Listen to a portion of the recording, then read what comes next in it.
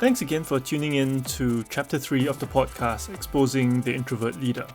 In the previous chapter, we spoke about how leadership is about creating or implementing something new and better in your team and organization. And in Chapter 2, we talked about how humility is the keystone of good leadership.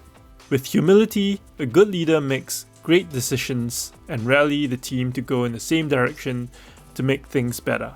But at which point does a person realize that he or she becomes a leader? Is it a case of having more management responsibility? Is it when your job title changes, or when you have a team of people working for you? I'm going to propose here that being a leader is more than just a title or pay or increased KPIs. It is about a mindset. I'm sure you know of people who are in positions of management or leadership whom you think are neither. And you may have met colleagues, teammates, classmates, or even friends who seem naturally able to gather people to themselves and get them to achieve things. What makes these natural leaders tick? I believe it is a conscious or sometimes unconscious mindset that they have that makes others follow. So what is this mindset? I'm sure you already know that being a manager has different demands in terms of workloads and KPIs expectations. And I'm sure that as managers, you may have felt that you were suddenly thrown into the deep end, and you not only have to be productive, but also need to make sure that your team is performing as well. Your team members start knocking on your door with questions, problems, asking for permission to take leave, or, just grumble. You feel that your time actually doing what you believe is real work diminishes dramatically. Suddenly you're staying back late or working late from home to keep up with your required tasks, and you find that you have less time for your family or loved ones or even hobbies. Trust me, you're not the only one. As an introvert, it was this extra social demands that took the most out of me. I remember going home every day exhausted and not wanting to do anything but to keep to myself in my room. It was my family who suffered the most. I remember trying many tools from the many productivity videos that I watch and books that I read to overcome this time-poor issue. It worked for a short time, but for various reasons, they very quickly fall apart, and I'm back to square one. I finally chanced upon something that Simon Sinek, a leadership and business management expert, that I suddenly realized something that I knew or discovered when I was a student leader but seemed to have forgotten along the way. Back in high school, I was the president of the Catholic Student Council. My real passion for joining the council was really to be in the committee in charge of various school activities like the yearly performances, camps, and orientation games. I know, right? An introvert wanting to plan social games and activities. But anyway. So I put more time, both hands-on and management capacity, on that committee because, I liked it the most. And of course, just like in the business, the activities group is like the income stream for the council. Great activities attract more active members, and more active members was something that we can boast about. It took my vice president to call me out on it, and I realized that I had neglected the rest of the team, who were not getting the attention they deserved. She reminded me that I told her at the start of our term that I see my role as the president of the council like the captain of a ship. Well, I wasn't doing much leading of the ship because I was busy in the engine room with the engineers checking the gauges and keeping the engine running. Fortunately, things turned out well as I took a step back from the committee and shifted my energies appropriately to all the other committees and tasks that need to be done. Being the president of the council is to lead the team, not the function I like best. While this is only a school example, I thought I'd bring it up because it's a lesson that I learned and took with me into adulthood. To take this into the context of workspace, a similar mindset shift needs to happen. And it's only when I realized this that many things fell into place for me. And believe me, this is not an easy mindset shift, and I do need to get reminded occasionally as well. So what is this mindset shift that I'm talking about? I will borrow the words from Simon Sinek, who eloquently puts it. The real job of a leader is not to be in charge, but to be someone who takes care of people in our charge.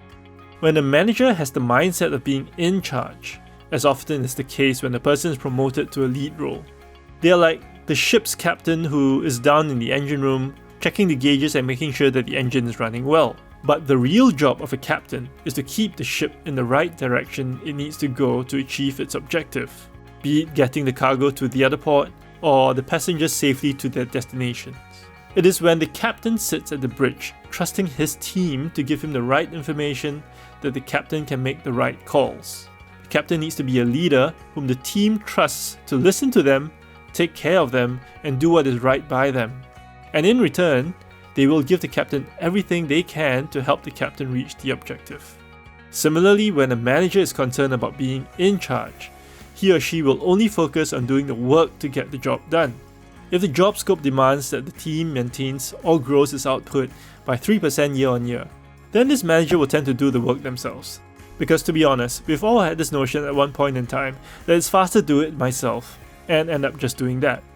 The time spent doing the work the team should be doing means the manager does not have the time to do his other tasks.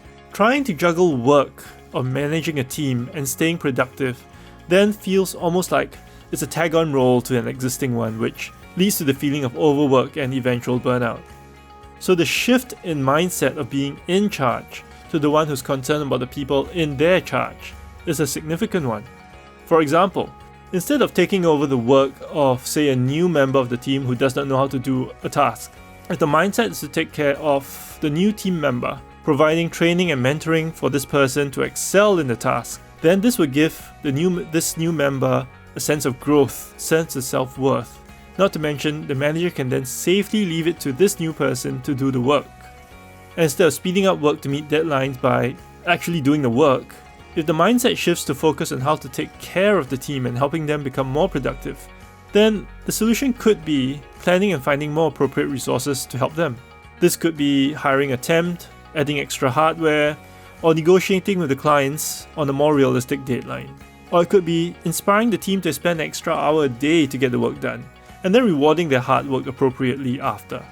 By thinking about the people first, on how best to help them do the work, the same output or even high productivity can be achieved because the team feels valued, inspired and motivated to work, which results in the team's KPIs being met and the manager's time being freed up to do what he or she needs to do. It is when this mindset change happens, the manager becomes a leader. Undoubtedly, every office and team is different and there can be various reasons why the leader still needs to get into the thick and do some of that work. There is also value in getting hands-on as well. I'm not saying that it should never be done. However, there should be a good reason for it and it should be used as a last resort. So to summarize this chapter, to move from a worker to a manager, there needs to be a mindset shift. A leader's job is to be the captain of the ship to ensure all moving parts are working well. The leader needs to establish trust and communications among the teams and himself so that the ship becomes greater than the sum of its parts. Using the techniques of humble leadership and establishing interaction spaces for the teams to work is by far the best way for this to happen. So in the next chapter, I'll dive into the interaction spaces and talk about communication, the two-way street, and I'll cover constructive feedback loops. As usual, I would love to hear from you if you have thoughts and comments about what we covered today. My email is franklyrollingheads@gmail.com. And please share this podcast, and if you're watching this on YouTube, remember to subscribe to be notified when new chapters are added. Talk to you in 2 weeks.